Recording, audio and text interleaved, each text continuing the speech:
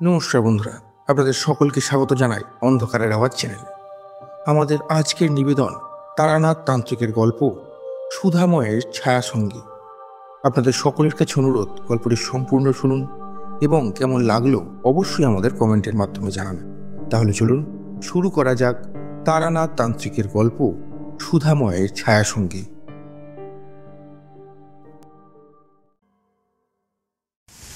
আমরা যখন তারানাথ তান্ত্রিকের বাড়ির দরজার সামনে এসে পৌঁছলাম তখন বৃষ্টি শুরু হয়েছে মুষলধারে। দরজার কড়া নাড়তেই চারি দৌড়ে এসে দরজা খুলে দিল। দরজা খোলা মাত্রই আমরা ছুটে ছুটে প্রবেশ করলাম দাওয়ায়। সদরের দরজা বন্ধ করে চারিও উঠে এলো দুয়ারে। আমি চারির দিকে তাকিয়ে বললাম, চারিমা, ভিজে যাওনি তো? মেয়েটা মিষ্টি হেসে জবাব দিল, আগে না কাকাবাবু, আমি এতটুকুও ভিজে যাইনি। আপনারা দাঁড়িয়ে কেন? বসুন না, আমি বাবা মশাইকে ডেকে দিচ্ছি। এ কথা বলে চারি চলে গেল অন্তরে। আমি আর কিশোরী তক্তপোষের উপর উঠে বসে বেশ জাকিয়েই বসলাম। বাইরে তখন অবিশ্রান্ত বর্ষণ হয়েই চলেছে। প্রকৃতি যেন তার সবটুকু সঞ্চিত জল আজকেই ঢেলে দেবে। খাল, বিল, নদ, নদী, নালা সবকিছু পরিপূর্ণ করে দেবে অতিরিক্ত জল ধারার মাধ্যমে। এই সৌভাগ্য আমার, কতদিন পর আবার তোমাদের দেখা পেলাম। এই বৃদ্ধ ঠাকুর মশাইকে তো ভুলেই গেছো হে। এদিকে আসতে আর মন চায় না বুঝি। আমরা পেছন ফিরে তাকিয়ে দেখলাম তারানাথ তান্ত্রিক ঘরের ভেতর থেকে বাইরে বেরিয়ে আসছেন। তিনি আমাদের দেখে যথেষ্ট প্রফুল্লিত হয়ে পড়েছেন। আমরাও বেশ আনন্দিত হলাম তার হাসি মাখা মুখখানা দেখে। কিশোরী তার এমন ধারা প্রশ্নের জবাব দিল বেশ রসিকতার সাথে। আপনাকে কি আর আমরা ভুলে যেতে পারি ঠাকুর মশাই? আসলে একদম সময় করে উঠতে পারিনি এই কয়দিনই, তাই তো আর আশা হয়ে ওঠেনি। তবে আজ যখন এসেছি আপনার কাছ থেকে ভালো কিছু নিয়ে তবেই ফিরবো কিন্তু। হ্যাঁ, আমার কাছ থেকে কিছু নিয়ে ফিরবে? কি যে বলো, তোমাদের দেওয়ার মতন কি আছে আমার কাছে? সে কি ঠাকুর মশাই, আপনার কাছে তো আছে সবটা। আপনার কাছেই লুকিয়ে আছে আমাদের মন ভালো করার ঔষধ। আমরা যখন খুব ক্লান্ত হয়ে পড়ি ঠিক তখনই আপনি আমাদের প্রত্যেকবার সেই ক্লান্তি দূর করেন নানান ধরনের রোমাঞ্চকর, ভয়ঙ্কর, লোমহর্ষক কাহিনী শুনি। আপনি ব্যতীত আমাদের মন আর মস্তিষ্ক ভালো রাখার চাবিকাঠি আর অন্য কারোর কাছেই নেই। আমার এই কথায় তারানাথের মুখ উজ্জ্বল হয়ে উঠল। তিনি হাসতে হাসতে বললেন, আরে থাক থাক, হয়েছে। অত প্রশংসা না করলেও চলবে। তা বলো বলো, আজ কি ধরনের গল্প শুনবে তোমরা? ঠাকুর মশাই, আজ পঞ্চম একটু ভয়ের গল্প বলি। এমন একখানা শিরশিরে ভয় ধরানো গল্প শোনান যা শুনে আমাদের শরীরের যাবতীয় লোমকূপ যেন নিজের অজান্তেই খাড়া হয়ে ওঠে। আচ্ছা বেশ, আজ তবে একটা ভয়ের গল্প তোমাদের শোনাবো। তবে তার আগে একটু চায়ের ব্যবস্থা করতে বলি। এই বৃষ্টি বাদলার আবহে গরম গরম চা ছাড়া ভালো লাগে নাকি? তারানাথ এবার তার মেয়ে অর্থাৎ চারির উদ্দেশ্যে হাঁক ছাড়লেন, চারি, চারিমা, কাকাবাবুদের জন্য 2 পেয়ালা চা করে আনতো, সাথে একটু মুড়ি মাখাও আনিস। তারানাথের কথায় সম্মতিসূচক উত্তর দিয়ে চারি রন্ধনশালায় চা বসালো। আমি এবার 5-3 প্যাকেটটা বাড়িয়ে দিলাম ঠাকুর মশাইয়ের দিকে। সিগারেটের প্যাকেটখানা হাতে নিয়ে তারানাথ একখানা সিগারেট বের করে ফস শব্দে তা ধরিয়ে লম্বা লম্বা বার কয়েক সিগারেট টেনে বাতাসে গলগল করে এক রাস ধোয়া ছেড়ে বলল, না হে, সিগারেটের মধ্যে গড় করার মতো করে তামাক খাওয়ার সেই মজা, সেই পুরাতন আমেজটা নেই। আসলে যত দিন যাচ্ছে মানুষ তত অলস হয়ে পড়ছে, বা বলতে পারো ব্যস্ত হয়ে পড়ছে। সেই কারণেই গড়গড়া সেজে তামাক সেবন করার মতো সময় আর তাদের হাতে নেই। যে কারণে এখন বাজার দখল করে নিচ্ছে এই সিগারেটের প্যাকেট। সিগারেটের তেমন কোনো খাঁটি নেই, কোনো আড়ম্বর নেই, খালি আগুন ধরাও আর হুস হুস টান দাও। কথাটা বলে নিজের মনেই হেসে উঠল তারানাথ। চারিয়ে এসে গরম গরম 2 পেয়ালা চা আর কিছুটা মুড়ি মাখা নামিয়ে রেখে গেল, সাথে অঙ্কুরিত ছোলা ভিজে, 2 টুকরো মেঠো শসা, কিছুটা লবণ আর কয়েকটা কাঁচা লঙ্কা। খাবার দেখে কিশোরীর তো জিভে জল এসে গেল।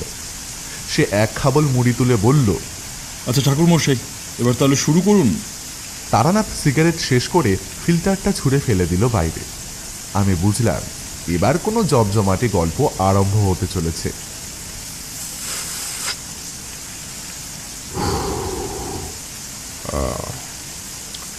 শোনো তবে, আমার মনে আছে সময়টা ছিল আষাঢ় মাসের এক সন্ধ্যার।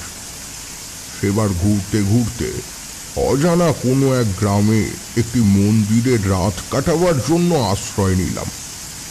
সারা দিনের ঘুরে ঘুরে সঞ্চয় করা কিছুটা শুকনো খাবার খেয়ে, সামান্য কিছু জল পান করে, কাল ভৈরবকে স্মরণ করে আমি শুয়ে পড়লাম মন্দির চত্বরে। সারাদিনের পথক্লান্তিতে কাহিল হয়ে পড়েছিলাম, তাই তো অমন সন্ধ্যাবেলাতেই ঘুমিয়ে পড়লাম কখন যেন। ঘুমটা ভাঙল ওই গ্রামের কয়েকজন মানুষের কথাবার্তায়। ওরা কেউই আমায় খেয়াল করেনি অন্ধকারের কারণে।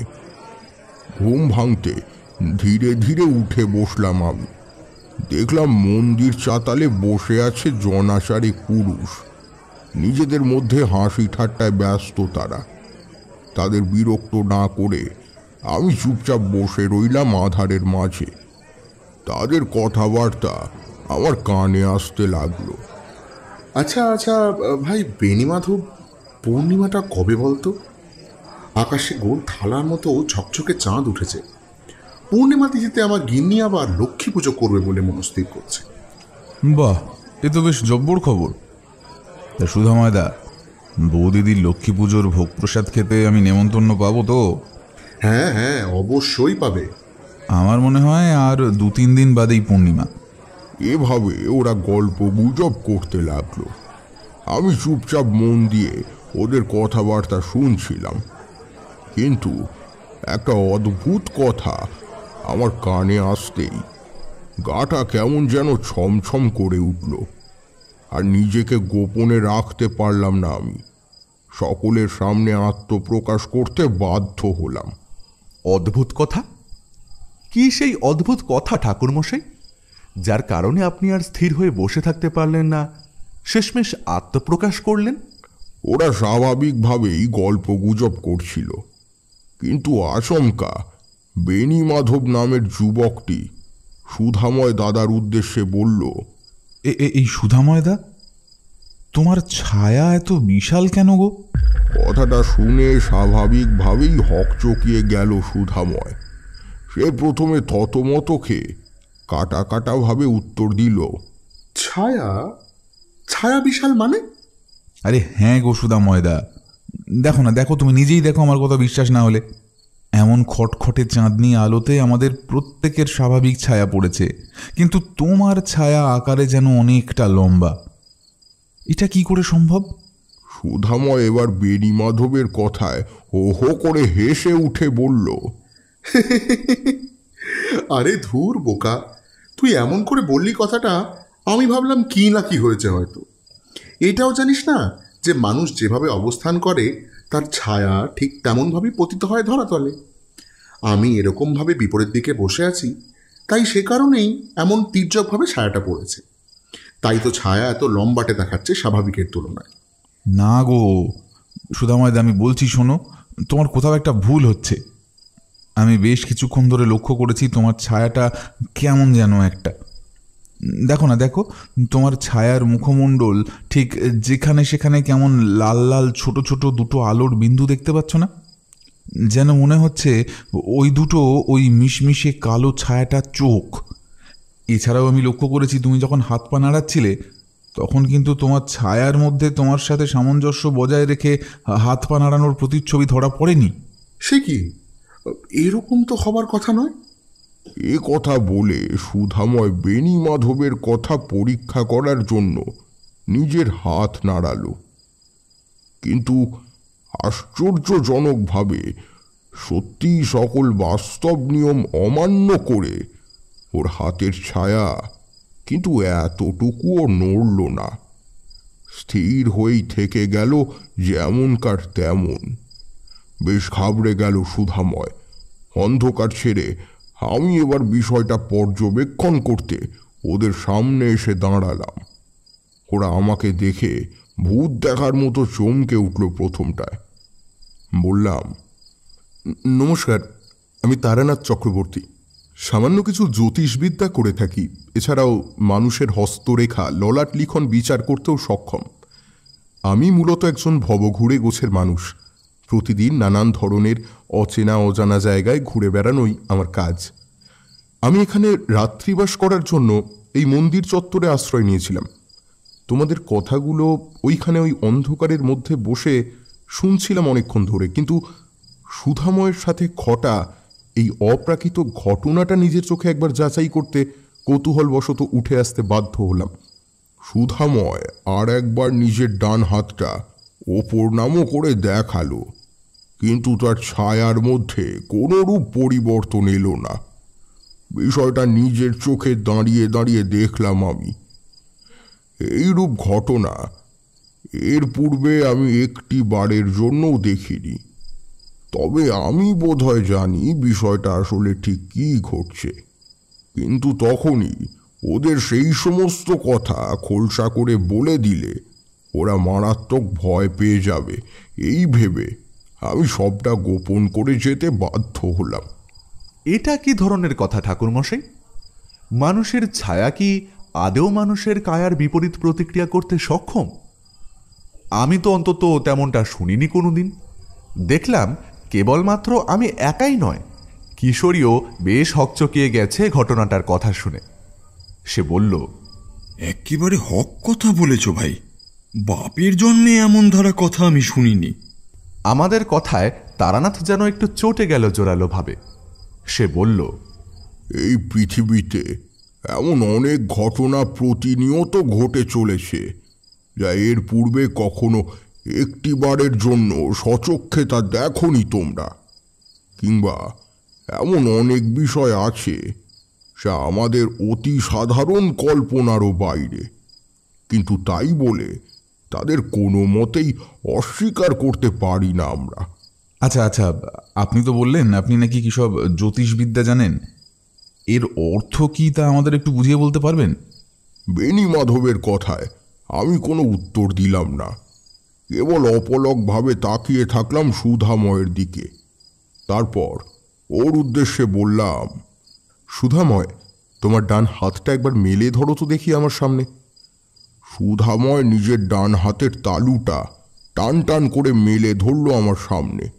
পরিষ্কার স্বচ্ছ চাঁদনি আলোয় আমি যা দেখলাম তাতে আমি সম্পূর্ণ বাকরুদ্ধ হয়ে পড়লাম।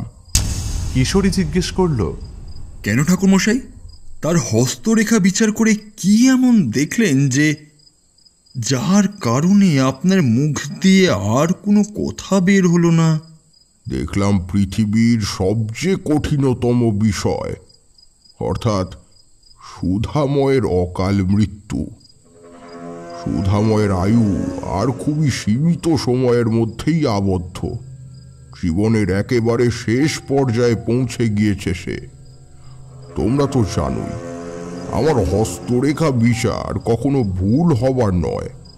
তবে এই সমস্ত কিছু আমি ছেলেটাকে বলতে পারলাম না। কি করেই বা বলবো তার অমন মৃত্যু সংবাদ? এতে সে আরো ভেঙে পড়বে, অসহায় বোধ করবে। বরং যা হবার তা এমনিতেই হবে, সে আমি আগে থেকে ঘোষণা করি আর নাই করি তাতে কি বা এসে যায়। আমি শুধু এইটুকু বললাম যে তোমাদের সামনে এক ঘোর বিপদ আমি দেখতে পাচ্ছি। বেনি মাধব দুই হাত জড়ো করে কাতর স্বরে অনুরোধের ভঙ্গিমায় বলল, তাহলে সেই বিপদ থেকে পরিত্রাণের উপায় আপনি আমাদেরকে বলে দিন। কোনো চিন্তা নেই তোমাদের। যতদিন না এই বিপদ পুরোপুরিভাবে নাশ হচ্ছে ততদিন আমি এই গ্রাম ছেড়ে কোথাও যাব না। তোমরা এখন বাড়ি ফিরে যাও, বেশি রাত অবধি বাইরে কাটিও না। আমার কথা এবার সকলে নিশ্চিন্ত হয়ে মন্দির থেকে উঠে চলে গেল। আমার মাথায় কিন্তু এক গাদা দুশ্চিন্তা ভিড় জমালো ধীরে ধীরে। পরদিন বেলার দিকে আমি মন্দির চাতালে বসে আছি। বসে বসে উদাস মনে একটু শ্যামা সঙ্গীত গাইছি। ঠিক এমন সময় আমার চোখে পড়ল মন্দিরের একেবারে সামনের দিকে কয়েকটা গরু চড়ছে। সেটা মোটেও দুশ্চিন্তার বা উদ্বিগ্ন হবার বিষয় নয়। দুশ্চিন্তার বিষয় হলো সেই গরুগুলোর মধ্যে একটি গরু কেমন যেন ঝিম মারা হয়ে বসে পড়ল ধপ করে মাটির মধ্যে। মাটির দিকে তাকাতেই দেখলাম গরুটার অতিকায় বিশাল ছায়া পড়েছে বেশ অনেকটা জায়গা জুড়ে। আস্তে আস্তে গরুটা কেমন যেন ছটফট করতে শুরু করলো। বুঝলাম ওর মধ্যে হয়তো কোনো অস্বস্তি দেখা দিয়েছে কিংবা শরীর খারাপ করেছে। এরপর সচক্ষে যেটা দেখলাম তা ছিল প্রায় অবিশ্বাস্য। গরুটার বৃহৎ ছায়া তার দেহ থেকে বিচ্ছিন্ন হয়ে গেল। মিশমিশে কালো ছায়াটা বাতাসে ভাসতে ভাসতে তার মধ্যে ঝাঁপিয়ে পড়ল। গরুটা ছটফট করতে শুরু করলো এবং এক সময় ঘাড় এলিয়ে মাটির মধ্যে লুটিয়ে পড়ল। গরুটি মারা যাওয়ার পর তার ছায়াটি আস্তে আস্তে মিলিয়ে গেল। এই দৃশ্য দেখে আমার হাত পা যেন ভয়ে পেটের মধ্যে সিঁধিয়ে যেতে লাগলো। এ কার অভিশাপ নেমে এসেছে এই গ্রামের বুকে, যার কারণে কেবলমাত্র মানুষই নয়, নিরীহ পশু পাখিরাও রেহাই পাচ্ছে না। এই জগতে অনেক অনেক ক্ষতিকারক তন্ত্র সাধনা অভিচার ক্রিয়া আছে। তাদের মধ্যে একটি উল্লেখযোগ্য হল বিচ্ছিন্নকরণ যজ্ঞ। এই অভিচার ক্রিয়া করা মোটেও সহজ কথা নয়। কোনো শক্তিশালী তন্ত্র সাধক ছাড়া এ কাজ কারোর পক্ষে সম্ভব হয় না। এই অভিচার ক্রিয়ার মাধ্যমে প্রাণীকুলের দেহ থেকে ধীরে ধীরে বিচ্ছিন্ন হয়ে যায় তার নিজস্ব ছায়া। ছায়াটি হয়ে পড়ে সম্পূর্ণ স্বাধীন এবং কায়ার নিয়ন্ত্রণাধীনের বাইরে। তখন সে যা খুশি তাই করতে পারে এবং ধীরে ধীরে গ্রাস করে তথা মহাসর্বনাশ করে তার নিজের কায়ার। বুঝলাম এই গ্রামের মধ্যে নিশ্চয়ই এই যজ্ঞ করেছে কেউ, যার কারণে সুধাময় সহ এই নিরীহ প্রাণীগুলোর ছায়া বিচ্ছিন্নকরণ শুরু হয়েছে ইতিমধ্যে। কিন্তু দুশ্চিন্তাজনক বিষয় হলো এভাবে চলতে থাকলে অল্প দিনের মধ্যেই এই গ্রাম পুরোপুরি শ্মশান ভূমিতে পরিণত হবে এবং এখানে জীবিত প্রাণী বলে আর কেউই টিকে থাকতে পারবে না। প্রতিটা ছায়া তাদের নিজ নিজ কায়াকে ধ্বংস করে দেবে। কি সাংঘাতিক! ঠাকুরমশাই, এমনটাও কি বাস্তবে ঘটতে পারে? এ যে একেবারে অবিশ্বাস্য ব্যাপার। মানে আমার নিজের ছায়ায় আস্তে আস্তে আমাকে মেরে ফেলবে? হায় ঈশ্বর! তাহলে আর বলছি কি, ওই যে কথায় বলে না, বিশ্বাসে মিলায় বস্তু তর্কে বহুদূর। তুমি যদি বিশ্বাস করো তাহলে এমনটাও বাস্তবে ঘটতে পারে। সত্যি বিষয়টা ভাবতেই যেন গায়ে কাঁটা দিয়ে উঠছে। আচ্ছা ঠাকুরমশাই, সুধাময়ের কি হলো? তাকে কি আপনি বাঁচাতে পারলেন? কিশোরীর কথায় দেখলাম তারানাথ চক্রবর্তীর মুখখানা যেন পুরোপুরি অন্ধকার হয়ে গেল। আমি বুঝলাম উত্তরটা মোটেও ইতিবাচক হওয়ার নয়। তারানাথ ঘাড় দুলিয়ে বলল, না গো কিশোরী, সুধাময়কে আমি বাঁচাতে পারিনি। আসলে কারো দেহ থেকে যদি একবার ছায়া বিচ্ছিন্নকরণ ঘটতে শুরু করে তাহলে স্বয়ং ঈশ্বরেরও ক্ষমতা নেই তার মৃত্যুকে ঠেকানোর। সেখানে আমি তো কোন ছাড়। তাহলে ঠাকুরমশাই কি ঘটল তারপর? কি আবার ঘটবে? ঠিক 3 দিনের মাথায় সুধাময়ের মৃত্যু ঘটল। একেবারে অস্বাভাবিক মৃত্যু। রোগ নেই, জ্বালা নেই, রক্তপাত নেই, খুন নয়, হত্যা নয়। দুপুরের ভোজন সেরে সে একাকী কক্ষে শয়ন করছিল, ঠিক সেই সময় তার মৃত্যু ঘটে। বাকিদের কাছে বিষয়টা অজানা অধরা থাকলেও আমি কিন্তু সবটাই বুঝলাম যে সুধাময় কিভাবে মারা গেল। আহারে, অমন জলজান্ত মানুষটার এমন অকাল মৃত্যু ঘটল। এখনই এত কাতর হয়ে পড়লে হে? সুধাময় ছিল ওই গ্রামের প্রথম শিকার। এরপরেও ঘটতে থাকলো একাধিক প্রাণীর মৃত্যু। রিমলি, ও রিমলি রে, তোরে কি হলো মা গো? ও গো, আমারে কি সর্বনাশ হলো গো! আমার মেয়েটা তো বিকেলেও খেলাধুলো করে বাড়ি ফিরল, তবে এই 3 সন্ধে বেলায় এমন ধড়ফড় করে মারা গেল কিভাবে? ও গো, আমার কি সর্বনাশ হলো গো! তোমরা কে কোথায় আছো? শীঘ্র এসো, দেখে যাও।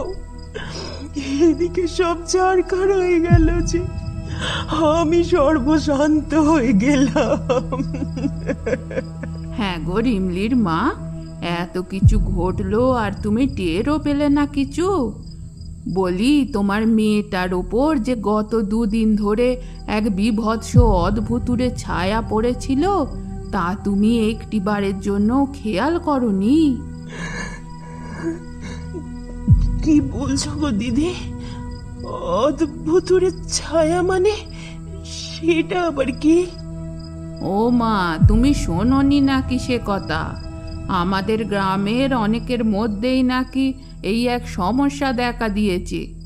এটা আসলে কোনো সমস্যা নাকি অন্য কিছু তা আমি সঠিকভাবে বলতে পারবো না, তবে আমার মেয়েটা বলছিল রিমলির সাথে খেলা করবার সময় ও খেয়াল করেছে ওর ছায়া নাকি বিভৎস ডাকিনীর মতো আকৃতি নিয়েছিল বার কয়েক, আর ওই ছায়া যেন বারবার গলা টিপে ধরবার চেষ্টা করছিল রিমলির। আমি যখন রিমলিদের বাড়ির সদরে গিয়ে পৌঁছালাম তখন বেশ লোক জড়ো হয়ে গেছে। ছোট্ট বাচ্চা মেয়েটার মরদেহকে কেন্দ্র করে ভেঙে পড়েছে আত্মীয় স্বজনদের পাগল পাড়া কান্না। মৃতা মেয়েকে বুকে জড়িয়ে ধরে হাহুতাশ করছে ওর মা। বাচ্চা মেয়েটার ফ্যাকাশে মুখটা দেখে আমার ভারী মায়া হলো। আমি সিদ্ধান্ত নিলাম, হার না, এবারে আমাকে কিছু একটা করতেই হবে। এভাবে হাত পা গুটিয়ে বসে থাকলে একের পর এক নিরীহ মানুষ মরতেই থাকবে, কিন্তু সেটা হতে দিলে মোটেও চলবে না। আমি তাই সেই দিনই ওই গ্রামের সকলকে দুর্গা মন্দিরে এক আলোচনা সভার জন্য তলব দিলাম এবং যথাসময়ে উপস্থিত হলো ওই গ্রামের গণ্যমান্য ব্যক্তি সহ ছোট বড় প্রত্যেকে। দেখুন, আজ আমি আপনাদের সকলকে এখানে আহ্বান জানিয়েছি, তার একটি বিশেষ কারণ রয়েছে। আমি অনুধাবন করতে পেরেছি এই সকল মৃত্যুগুলির প্রকৃত কারণ কি, অর্থাৎ এই সব রহস্যময় ছায়া মৃত্যুর পেছনে ঠিক কি কারণ লুকিয়ে রয়েছে। বিষয়টা আমাদের মোটেও হালকাভাবে নিলে চলবে না, তাহলে কিন্তু ভয়ানক বিপর্যয় নেমে আসতে চলেছে আপনাদের গ্রামের বুকে। এই অপমৃত্যুর হাত থেকে না মুক্তি পাবে এই গ্রামের কোনো মানুষ, না মুক্তি পাবে কোনো পশু পাখি জীব জন্তু বা কীটপতঙ্গ। গোটা গ্রাম ছারখার হয়ে যাবে, ধূলিসাৎ হয়ে যাবে সবকিছু, শ্মশানপুরীর মতো খাঁ খাঁ করবে গোটা তল্লাট। আমি দেখলাম উপস্থিত সকলের চোখে মুখে রীতিমতো ত্রাস নেমে এসেছে। তারা যেন নিজেদের অনিশ্চিত ভবিষ্যৎকে 2 চোখের সামনে দেখতে পাচ্ছে। অসহায় জননীরা তাদের ছোট ছোট সন্তানদের পরম মমতায় আঁকড়ে ধরল বুকের মধ্যে। বৃদ্ধদের বুক দুরু দুরুভাবে কেঁপে উঠল। উপস্থিত জনতার মধ্যে একটা মৃদু গুঞ্জন শুরু হতেই গ্রামের প্রধান সুকুমার সেন সকলের উদ্দেশ্যে বলল, আহা, একটু চুপ করো হে তোমরা। ঠাকুর মশাইকে কথাখানা বলতে দাও। বিষয়টার গুরুত্ব বুঝতে পারছো তোমরা? আমাদের সামনে এক কালান্তক বিপদ নেমে এসেছে। এই বিপদ থেকে কেউ যদি আমাদের রেহাই দিতে পারেন তাহলে সেটা একমাত্র এই ঠাকুর মশাই। তিনি ছাড়া আর কেউ এই বিপদ থেকে আমাদের উদ্ধার করতে পারবে না। ঠাকুর মশাই, আপনি দয়া করে বলতে থাকুন। দেখুন সুকুমার বাবু, আপনার গ্রামে কেউ ছায়া বিচ্ছিন্নকরণ যজ্ঞ করেছে এবং এই যজ্ঞে সে ব্যক্তি সফলতা অর্জন করেছে। তার এই যজ্ঞের ফলস্বরূপ আপনাদের গ্রামের বিভিন্ন মানুষের ওপর নেমে এসেছে সাক্ষাৎ মৃত্যুবাণ। আপনি নিশ্চয়ই বুঝতে পারছেন না ছায়া বিচ্ছিন্নকরণ যজ্ঞ আসলে কি জিনিস। আমি আপনাকে বুঝিয়ে বলছি। আপনার না বোঝাটাই স্বাভাবিক, কারণ এই যজ্ঞের ব্যাপারে অনেক বড় বড় মাপের তন্ত্র সাধকের জ্ঞানের ভাণ্ডারও থাকে একেবারে শূন্য। সেখানে আপনি তো অতি সাধারণ সংসারী মানুষ মাত্র।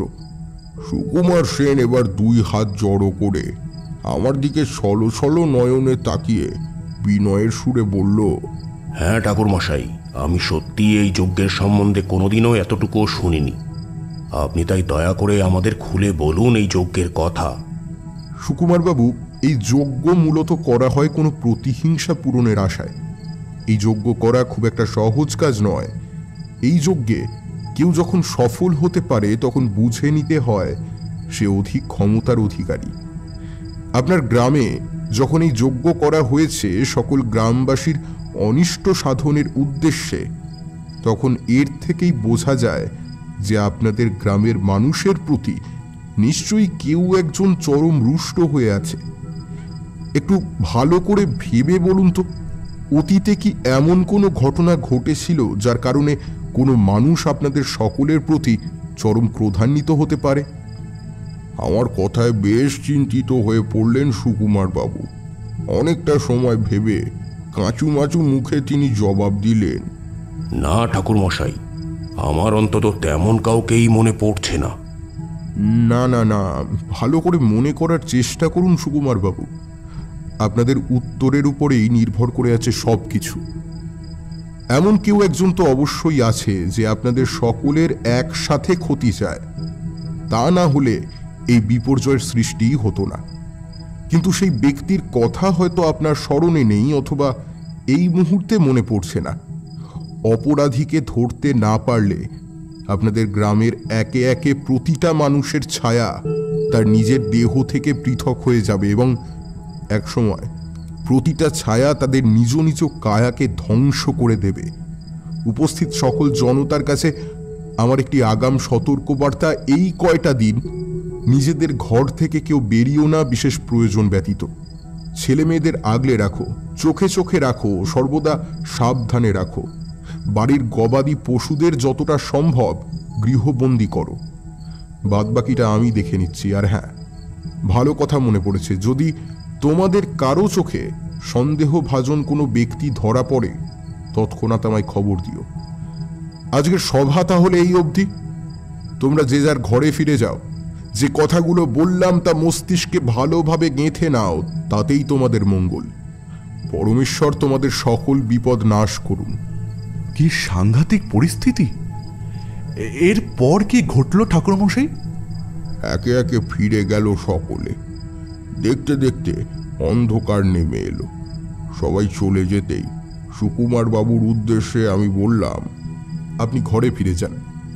আজ রাতে একবার এই গ্রামের কোনো এক বৃক্ষের নিচে বসে আমি ধ্যান করব। দেখি ধ্যানের মাধ্যমে কোনো কিছু দেখতে পাই কিনা।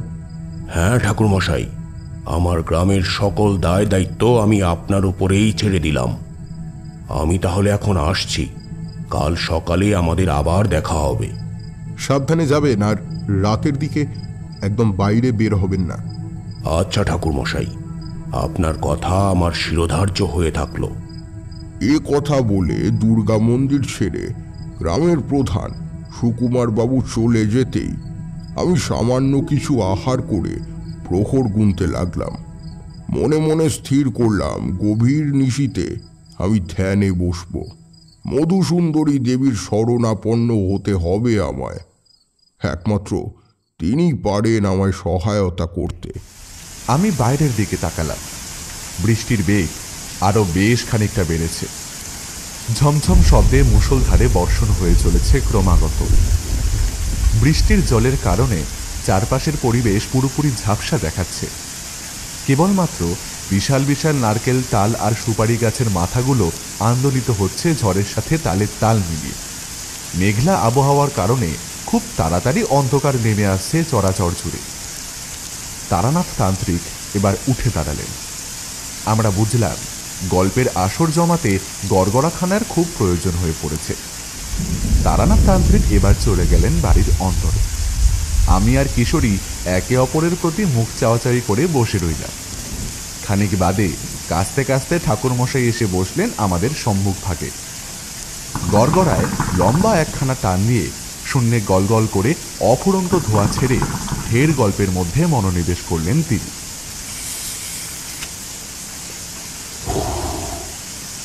হ্যাঁ, তো যা বলছিলাম, সে রাতে আমি একাকী বেরিয়ে এলাম। এদিক সেদিক অন্ধকারে হাঁটতে হাঁটতে এক জায়গায় এক গাছের তলায় পদ্মাসনে বসে দেবীর বীজমন্ত্র জপ করতে লাগলাম।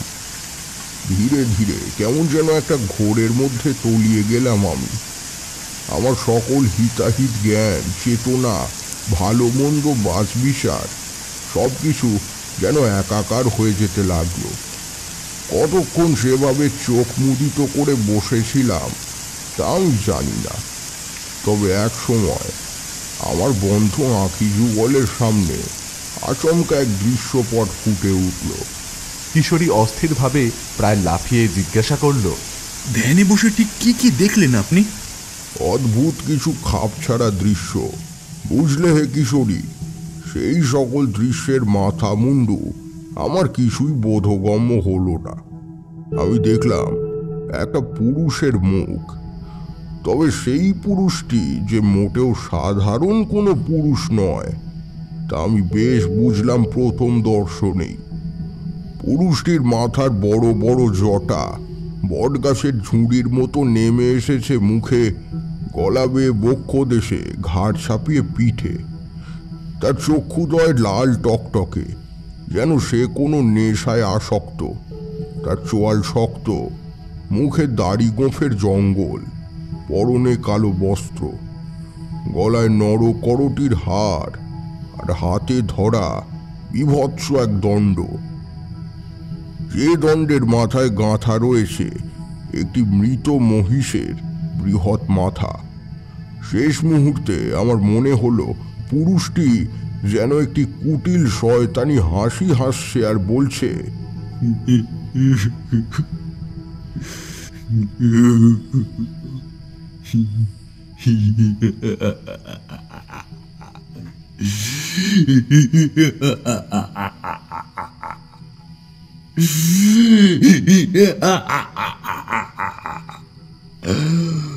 কাউকে ছাড়ব না,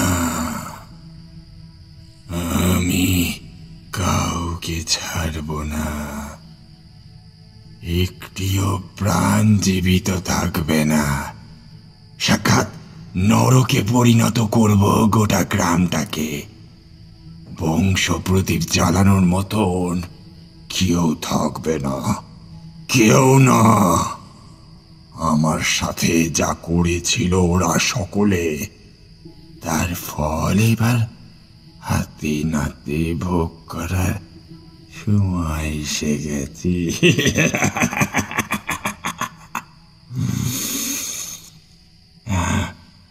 আমি আর সেই আগের নিরীহ কালকুট নই যে মুখ বুঝে ওদের সব অত্যাচার মেনে নেব। 5 বছর, হ্যাঁ 5 বছর দীর্ঘ সাধনা করে একাধিক ক্ষতিকারক কালো ও গুপ্ত বিদ্যা নিজের আয়ত্তে এনেছি আমি। তা কি আর এমনি এমনি নাকি?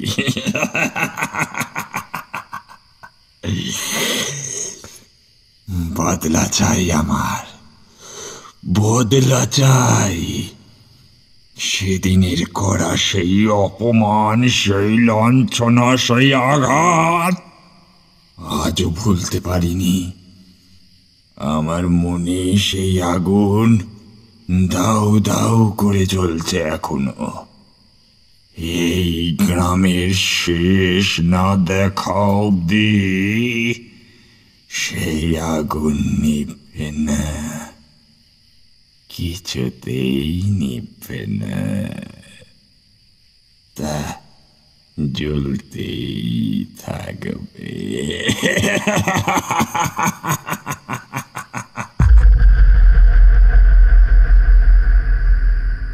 আমি আর কিছুই দেখতে পেলাম না। বন্ধ চোখের পাতা আস্তে আস্তে খুলে ফেললাম। 2 হাত জড়ো করে দেবীর উদ্দেশ্যে অসংখ্য ধন্যবাদ জানালাম। কিছু না বুঝতে পারলেও এটুকু বুঝলাম যে ওই সাধক যে নিজের নাম বলল কালকুল, সেই আসলে যত নষ্টের গোড়া। এই গ্রামে যে অমঙ্গলের ছায়া নেমে এসেছে তা একমাত্র ওর কারণেই।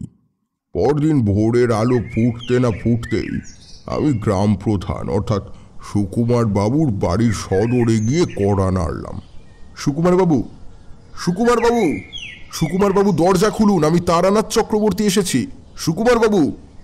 সুকুমার বাবু খানিক বাদে চোখ ডলতে ডলতে দরজার আগল খুলে কৌতূহলী দৃষ্টিতে আমার দিকে তাকিয়ে খানিক জড়ানো গলায় বেশ চিন্তিতভাবে বললেন,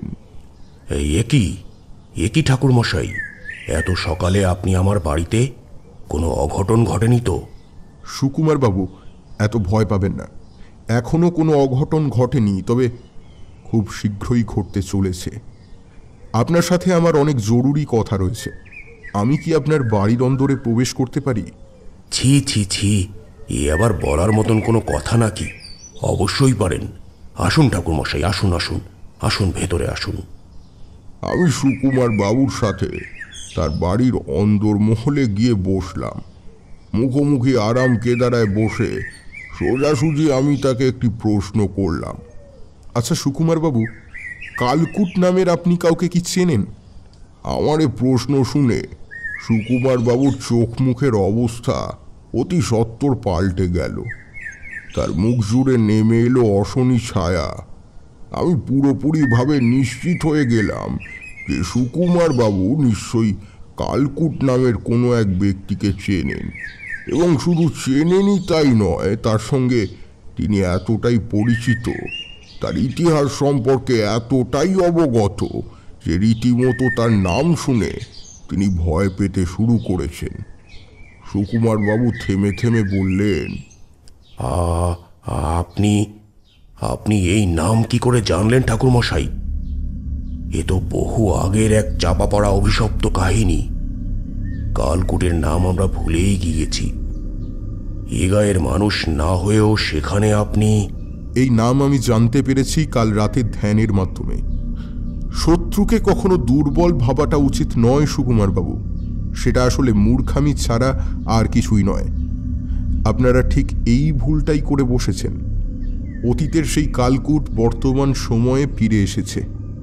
আমি জানি না 5 বছর আগে যে কি ঘটনা ঘটেছিল তা আমাকে খুলে বলবেন আপনি, কিন্তু আমি এইটুকু জানি যে আপনাদের গাঁয়ের বুকে এই সমস্ত অপমৃত্যুর পেছনে যে যজ্ঞ করা হয়েছে, অর্থাৎ ছায়া বিচ্ছিন্নকরণ যজ্ঞ, তা আসলে করেছে আর অন্য কেউ নয়, ওই কালকুট। আমি এটাও জানি যে কালকুট আপনাদের গ্রামেরই আশেপাশে কোনো গোপন স্থানে গা ঢাকা দিয়ে আছে আর সময় গুনছে তার মোক্ষম প্রহার হানার জন্য। ঠাকুরমশাই, আমি তো পুরো অবাক হয়ে যাচ্ছি আপনার কথা শুনে। কিন্তু আপনি যে বললেন এই যজ্ঞ করা নাকি খুবই কঠিন কাজ, বড় বড় তান্ত্রিকেরাও নাকি এই যজ্ঞ সঠিকভাবে করতে পারে না, তবে কালকুটের মতন এমন সাধারণ মানুষের পক্ষে এই যজ্ঞের সফলতা আনা কিভাবে সম্ভব? কালকুট এখন আর মোটেও সাধারণ কোনো মানুষ নয় সুকুমার বাবু। এখন সে একজন মস্ত বড় তন্ত্র সাধক। তবে দুঃখের বিষয় হলো মানুষের জনকল্যাণের জন্য সে তন্ত্রের পথ বেছে নেয়নি, সে তন্ত্রের পথ বেছে নিয়েছে মানুষের ক্ষতি করার জন্য, বিশেষত এই গ্রামকে একেবারে সমূলে ধ্বংস করে দেবার জন্য। এবার আপনি আমায় বলুন, কেন এই গ্রামের মানুষদের প্রতি এত বিরূপ হয়ে আছে সে? এই গায়ের মানুষদের মেরে ফেলতে এত মরিয়া হয়ে উঠেছে কেন সে? আজ থেকে প্রায় বছর 5 আগের কথা। কালকুট আমাদের গ্রামেরই এক বাসিন্দা ছিল। আর 5 জন সাধারণ মানুষের মতো সে জীবনযাপন করলেও তার অন্তরের মধ্যে বসবাস করত এক পৈশাচিক দানব, যেটা আমরা ধীরে ধীরে টের পাই। সেই গায়ের একের পর এক বিভিন্ন নারীদের ভোগ করে তাদের মেরে ফেলতে শুরু করে। সে ছিল মানুষরূপী আস্ত একটা নরকের কীট। এইভাবে তার ভোগলীলা দিনে দিনে ক্রমশ বাড়তে থাকে। একদিন হাতে নাতে ও ধরাও পড়ে যায় সকলের সামনে। ভালো মানুষের মুখোশ খুলে পড়ে যায় সবার মাঝে। গ্রামের মানুষ তার প্রতি ক্ষিপ্ত হয়ে পড়ে। যে সমস্ত অসহায় ছেলেরা অকালে তাদের মাকে হারিয়েছিল, যে সমস্ত পিতা হারিয়েছিল তাদের নাবালিকা কন্যাদের, যে সমস্ত ভাই কিংবা দাদা হারিয়েছিল তার স্নেহের বোন কিংবা আদরের দিদিকে, তারা মারমুখী হয়ে কালকুটের বিনাশের জন্য উদ্যত হয়। অকথ্য গালিগালাজ মারধর করে প্রায় আধমরা অবস্থায় তাকে ফেলে দিয়ে আসা হয় এই গ্রামের বাইরে এক নালার মধ্যে। তারপর থেকে আর কোনো খোঁজ পাওয়া যায়নি তার।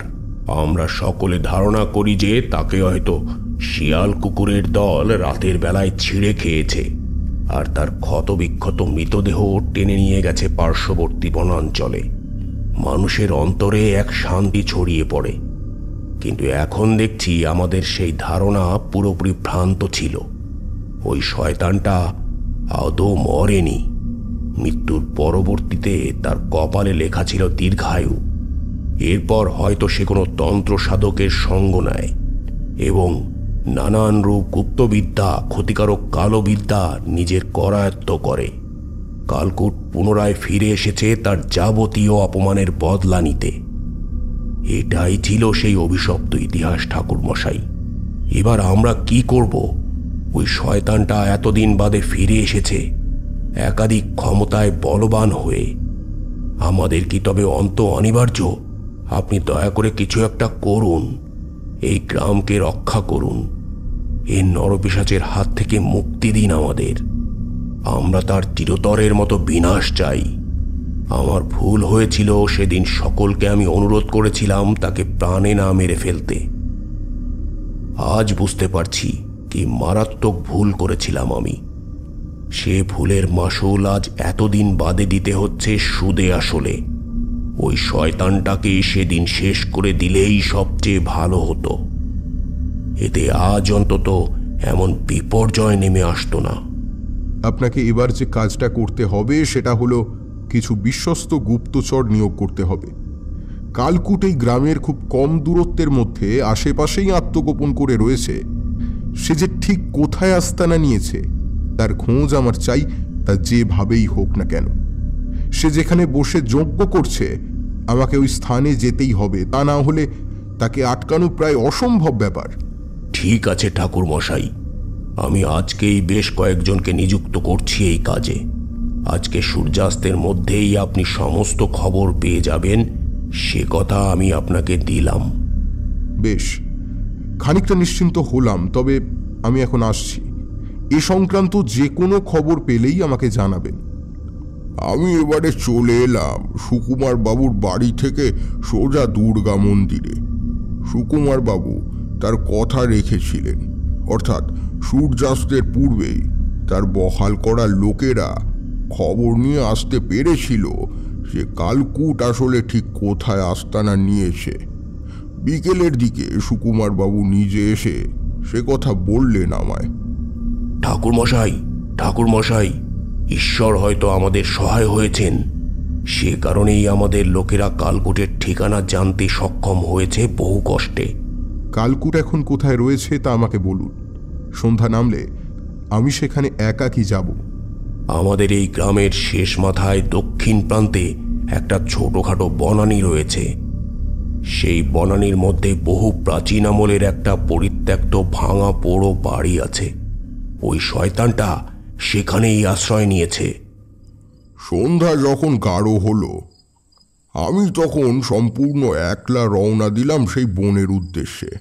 যাবার আগে নিজের গাত্র বন্ধন করে নিতে বিন্দুমাত্র ভুল হলো না আমার। কাল ভৈরব এবং দেবীকে স্মরণ করে আমি সে পথে পা বাড়ালাম। সুকুমার বাবুর বলে দেওয়া ঠিকানা অনুযায়ী আমি একসময় নির্জন নৈশকালীন বনের মধ্যে প্রবেশ করলাম। আমার চারিধারে শুধুই বড় বড় বৃক্ষের সারি। অন্ধকারের কারণে পথঘাট কিছুই দেখা যায় না। শুকনো পাতায় পা পড়তেই মর্মর শব্দ হতে লাগলো। মাথার ওপরে গাছের মধ্যে একটা সরসর শব্দ হতে ঘাড় উঁচিয়ে উপরের দিকে তাকালাম আমি। কোনো কিছু নজরে না পড়লেও গাটা কেমন যেন অস্বাভাবিক রকমের ছমছম করে উঠল। বহু বহু দূরে ডেকে উঠল রক্তলোলুপ হায়নার দল। মাথার উপরে বন বন করে শিকারের উদ্দেশ্যে পাক খেল কয়েকটা নিশাচর পাখি। আমি প্রায় নিঃশব্দে আবার হাঁটা শুরু করলাম।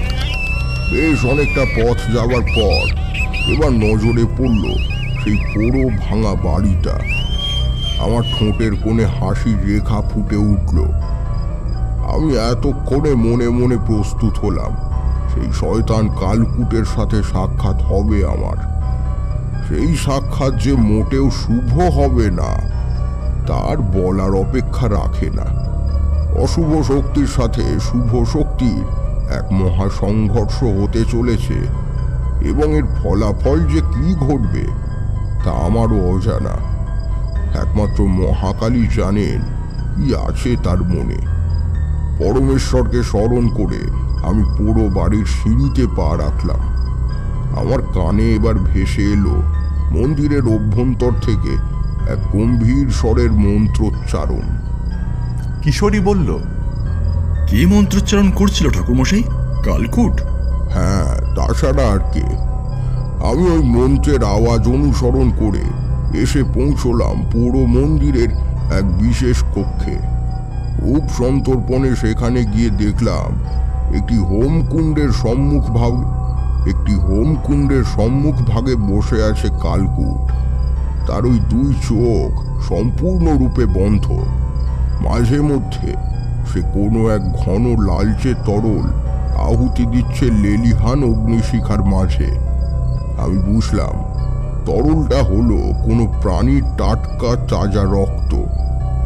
কিছু সময় সেভাবে অনড় হয়ে চুপচাপ দাঁড়িয়ে রইলাম। আমি তার কার্যকলাপ আগাগোড়া নিখুঁতভাবে দেখতে থাকলাম, কিন্তু এরপরই ঘটল সেই অবাক করা বিষয়টা যার জন্য কোনো মতেও আমি তৈরি ছিলাম না। কি ঘটলো ঠাকুরমশাই? কালকুট নিজের দুই চোখ বন্ধ থাকাকালীন খলখল করে এক বিকৃত অট্ট হাসি হেসে উঠল। তার হাসির দমকে যেন কেঁপে উঠল গোটা পোড়ো বাড়ির যাবতীয় ইট, চুন, সুরকি। রাতের যাবতীয় নিস্তব্ধতা খান খান হয়ে গেল এক লহমায়। সে বলে উঠল,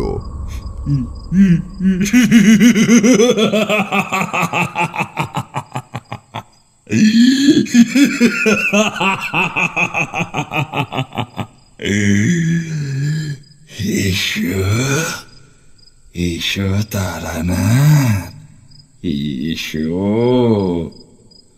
আমি যে তোমার জন্যই অপেক্ষা করছিলাম তারানাথ। আমি বুঝতে পেরেছি এই গ্রামের ক্ষতি করতে হলে সবার আগে তোমায় শেষ করতে হবে। সে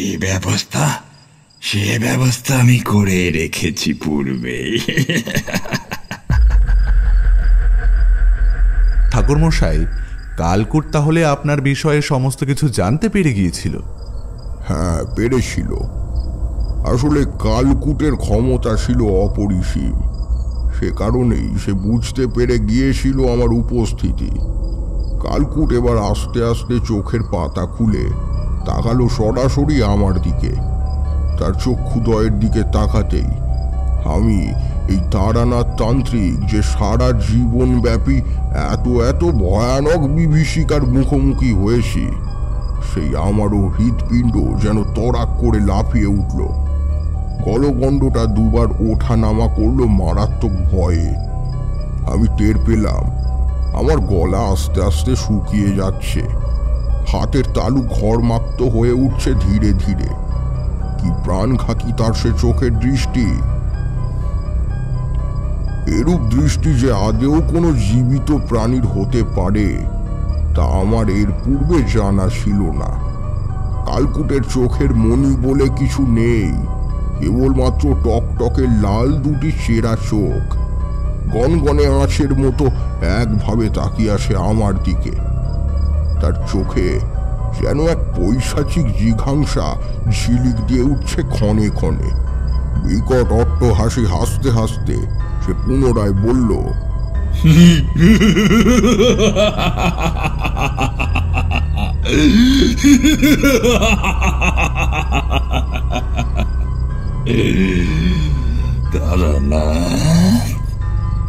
তারানাথ তান্ত্রিক, আজ তুমি তোমার মৃত্যুকে স্বেচ্ছায় আহ্বান জানিয়েছ। আমার কাছে নিজে থেকে এসে তুমি জীবনের সবচেয়ে বড় ভুলটা করলে। এই ভুলের মাসুল তোমায় দিতে হবে নিজের প্রাণের বিনিময়। আমার মনের মধ্যে যে বিপুল ঝড়ের সৃষ্টি হয়েছে তার এতটুকু বহিঃপ্রকাশ করলাম না। মন শক্ত করে কঠিন সুরে প্রতিপক্ষকে উত্তর দিলাম, আজ কার বিনা শনিবার্য তার কিছুক্ষণ বাদেই বোঝা যাবে। যে অন্যায়, যে অবিচার, অত্যাচার তুমি করেছো ওই গ্রামের মানুষের সঙ্গে, তার শাস্তি তুমি পাবেই। ওই যে কথায় বলে না, পাপ করলে তার ফলও ভোগ করতে হয়। তোমার পাপের ঘরা পূর্ণ হয়েছে, এবার তোমার অন্ত নিশ্চিত। আমার কথায় ভয়ানক রকমের চটে গেল কালকুট। দাঁতে দাঁত ঘষে মারাত্মক গর্জন করে সে চিৎকার করে উঠল। তার সেই গগনভেদী ভয়ানক চিৎকার শুনে গোটা তল্লাটের সমস্ত জীবজন্তু ভয়ে কিংবা প্রাণ বাঁচানোর তাগিদে যে যার বাসায় আত্মগোপন করল। আকাশের চাঁদ যেন নিজেকে ঢেকে ফেলল মেঘের আড়ালে। সে এবার দুচোখ বন্ধ করে বিড়বিড় করে কোনো এক গুপ্ত মন্ত্র পাঠ করতে লাগলো। বুঝলাম সে আমার প্রতি আঘাত হানতে চলেছে। আমি নিজের গাত্রবন্ধনকে আরো জোরালো করে তুললাম। কালকুট এবার নিজের ডান হাত আমার দিকে বাড়িয়ে দিল। সঙ্গে সঙ্গে একটা চোখ ধাঁধানো লালচে তীব্র রশ্মির ছটা তীরের বেগে ছুটে এলো আমার দিকে। কিন্তু গাত্রবন্ধন থাকার কারণে আমার চারিদিকে যে সূক্ষ্ম অদৃশ্য প্রাচীর তৈরি হয়েছিল সেখানে এসে পুরোপুরিভাবে ধ্বংস হয়ে গেল।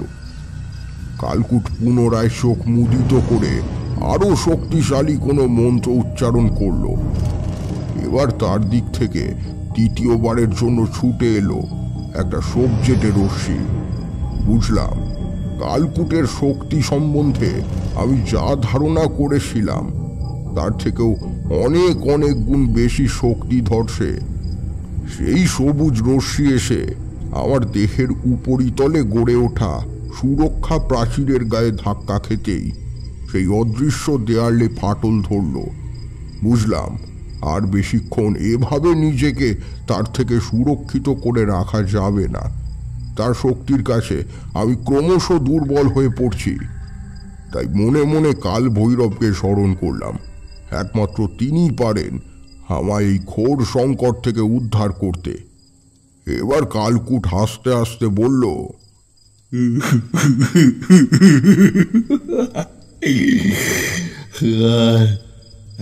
আর কতক্ষণ বলি, আর কতক্ষণ নিজেকে এইভাবে মায়া জালে আবদ্ধ করে রাখতে পারবে তারানাথ?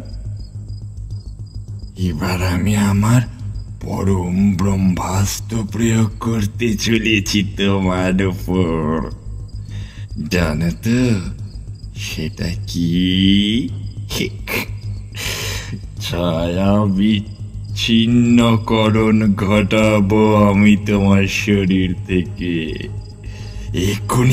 এক্ষুনি তোমার ছায়া তোমার দেহ থেকে পৃথক হয়ে তোমাকেই মেরে ফেলবে। নিজের ছায়ার কাছে তুমি নিজেই বধ হবে। এটাই হবে তোমার উপযুক্ত কর্মের ফল, তান্ত্রিক। আমার বুক এবার যেন সত্যি মোচড় দিয়ে উঠল। এতটা অসহায় এর পূর্বে আমি কোনো দিন একটি বারের জন্য বোধ করিনি। কালকুট এবার তার সর্বশক্তি দিয়ে মন্ত্র উচ্চারণের মাধ্যমে তৈরি করতে লাগলো তার মোক্ষম ব্রহ্মাস্ত্র। আমি কেবল চোখ বন্ধ করে এক মনে আমার ইষ্ট দেবতাকে স্মরণ করতে লাগলাম। শেষ রক্ষা কিভাবে হলো ঠাকুর মশাই? আমার পরমেশ্বর আমায় সেবার রক্ষা করেছিলেন। চোখ খুলতেই আমি দেখলাম এক বিশাল আকৃতির স্বচ্ছ পুরুষ মূর্তি আমার সামনে এসে দাঁড়িয়েছেন। তার গা থেকে ছড়াচ্ছে তীব্র এক ফুরফুরে মাদকতাময় সুগন্ধ। পুরুষটির দেহ সঠিকভাবে বোঝা যায় না, তবে তার হাতে ধরা আছে একটি হাড়ের দণ্ড। আমার চারপাশ থেকে ভেসে আসছে শত শত শূকরের দলবদ্ধ ডাক। আমার দুই হাত সহজাতভাবে একত্রিত হয়ে গেল। চোখের কোণ থেকে ফোঁটা ফোঁটা অশ্রু বাড়ি গড়িয়ে পড়ল গাল বেয়ে। এত সৌভাগ্য আমার যে সত্যি কাল ভৈরব এসেছেন আমায় রক্ষা করতে। কালকুটের মতো পাপিষ্ঠের চোখে এই সমস্ত কিছু ধরা পড়ল না। সে হাসতে হাসতে তার পরম ব্রহ্মাস্ত্র নিক্ষেপ করতেই কাল ভৈরবের গায়ে এসে তা ধাক্কা খেয়ে তীরের বেগে ছুটে গেল তার নিজের দিকেই। নিজের নিক্ষেপ করা ব্রহ্মাস্ত্রে ঘায়েল হয়ে পড়ল সে নিজেই। তার হাসি মিলিয়ে গেল পুরোপুরিভাবে। বুক ফাটা বিকট শব্দে চিৎকার করে উঠল। তার দেহ থেকে সমস্ত কালো ছায়া বাইরে বেরিয়ে এসে শক্ত করে ওর গলা চেপে ধরল নাগ পাশের মতো। কালকুটের বিকৃত ছায়া ধীরে ধীরে গ্রাস করল তার কায়াকে। পুরোপুরিভাবে ধ্বংস হয়ে গেল সে। আমি চোখের সামনে দেখলাম কাল ভৈরব যেন মৃদুভাবে হাসছেন আমার দিকে তাকিয়ে। তার ঘোলা দু চোখের মধ্যে যেন দেখা যাচ্ছে সমগ্র জগৎ সংসার। আর কিছু মনে নেই আমার। জ্ঞান হারিয়ে একসময় মাটিতে লুটিয়ে পড়লাম। জ্ঞান যখন ফিরল তখন ভোরের আলো ফুটে উঠেছে। কালকুটের শক্ত হয়ে যাওয়া মরদেহ পড়ে আছে আমার থেকে কিছুটা তফাতে। পরমেশ্বরের উদ্দেশ্যে আমি প্রণাম জানিয়ে সুকুমার বাবু সহ গ্রামের সকলকে ডেকে নিয়ে এলাম সেখানে। সুকুমার বাবু, এই হলো সেই অপরাধী কালকুট, যার কারণে আপনার গ্রামের সাধারণ জনজীবন তছনছ হতে বসেছিল। কালকুটের বর্তমান অবস্থা দেখে আনন্দিত হয়ে পড়ল সুকুমার বাবু সহ উপস্থিত সকলে। সুকুমার বাবু আমার দিকে তাকিয়ে মুখ উজ্জ্বল করে বলল, ঠাকুরমশাই, কালকুট ওরকম ভাবে শুয়ে আছে কেন? সে কি আর তবে? হ্যাঁ সুকুমার বাবু, সে বেঁচে নেই। পাপের ঘোড়া পূর্ণ হলে সকলেরই একদিন সময় আসে ধ্বংস হবার। কালকুটের পাপের ঘোড়া পরিপূর্ণ হয়ে গিয়েছিল, তাই ঈশ্বর তাকে শাস্তি দিয়েছেন। যে সে কোনো শাস্তি নয়, একেবারে মৃত্যুদণ্ড। নিজের তৈরি অস্ত্রই প্রাণ নিয়েছে তার। সুকুমারবাবু, আর কোনো ভয় নেই। আপনাদের এই গ্রাম আজ থেকে সম্পূর্ণ নিরাপদ। তবে আপনার কাছে একটি অনুরোধ, এই মরদেহটির কোনো ব্যবস্থা করুন। যতই হোক সে এককালে এই গ্রামেরই মানুষ ছিল, তাই মানবতার খাতিরে এটুকু দায়িত্ব আপনাকে নিতেই হবে। আচ্ছা ঠাকুরমশাই, আপনি যখন বলছেন তাহলে এই মরদেহ সৎকারের সকল ভার আমিই নিলাম। হ্যাঁ, যাক, নিশ্চিন্ত হওয়া গেল। সুকুমারবাবু, এবার আমাকে তাহলে বিদায় দিন। আর এখানে থাকতে পারবো না আমি। আমাকে আবার যাত্রা করতে হবে অনন্তের উদ্দেশ্যে। ঠাকুরমশাই, এ আবার কেমন ধারার কথা? আজই আপনি চলে গেলে কি করে হবে? কয়েকটা দিন আমাদের আপনাকে সেবা করার সুযোগ অন্তত দিন। সমস্যা মিটে গেলে আমি মূলত সেখানে আর বেশি দিন থাকি না সুকুমারবাবু। তবে আপনি যখন আমায় এমনভাবে অনুরোধ করছেন, তখন না হয় একটি দিন এখানে কাটিয়ে তারপর আমি যাব। এইভাবেই সেইবার ওই গ্রাম রক্ষা পেয়েছিল কালকুটের মতো এক শয়তানের হাত থেকে। তবে কায় মনোবাক্যে স্বীকার করতেই হয়, সেদিন যদি কাল ভৈরব আমার সাহায্য না করতেন, তাহলে হয়তো এ সমস্ত কিছুই বাস্তবে সম্ভব হতো না। এমনকি আমিও হয়তো মারা যেতাম। একটা দিন ওদের গায়ে কাটিয়ে তারপর আমি রওনা দিয়েছিলাম পুনরায়। হ্যাঁ, কেমন লাগলো তবে আজকের কাহিনী? কিশোরী, তোমার ভালো লেগেছে তো? হ্যাঁ হ্যাঁ ঠাকুরমশাই, অত্যন্ত ভালো লেগেছে। আপনার এমন ধারা গল্প শোনার লোভেই তো বারবার ছুটে আসি এখানে। চলো হে ভায়া, তাহলে ওঠা যাক। এই সময় বৃষ্টিটাও একটু ধরেছে মনে হচ্ছে। ঠিকই বলেছ হে ঠাকুরমশাই, আজ তাহলে আমরা উঠলাম, আবার অন্য একদিন আসবো না হয়, ঠিক আছে? বেশ বেশ, এসো, সাবধানে যেও কিন্তু। আগে হ্যাঁ। এবার আমি আর কিশোরী ঠাকুরমশাইকে প্রণাম জানিয়ে তার ঘর থেকে বেরিয়ে এলাম। বৃষ্টি ভেজা রাস্তা ধরে হাঁটতে লাগলাম আমরা দুজনে। আজকের গল্পটা বেশ আলাদা ধরনের ছিল, তা মানতেই হবে। গল্প শুনে আমি আর কিশোরী বেশ সন্তুষ্ট মনে হাঁটতে হাঁটতে বাড়ি ফিরে এলাম।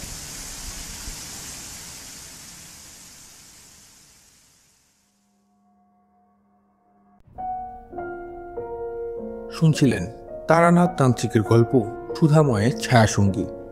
গল্পটি কেমন লাগলো অবশ্যই আমাদের কমেন্টের মাধ্যমে জানান। যদি ভালো লেগে থাকে তাহলে একটি লাইক করবেন এবং নিজের আপনজনদের সঙ্গে অবশ্যই শেয়ার করবেন। এবং এই রকম আরও গল্প শুনতে সাবস্ক্রাইব করতে পারেন অন্ধকারের আওয়াজ। দেখা হবে পরবর্তী একটি ভিডিওতে। ততক্ষণের জন্য ভালো থাকুন, সুস্থ থাকুন। সকলকে অসংখ্য ধন্যবাদ।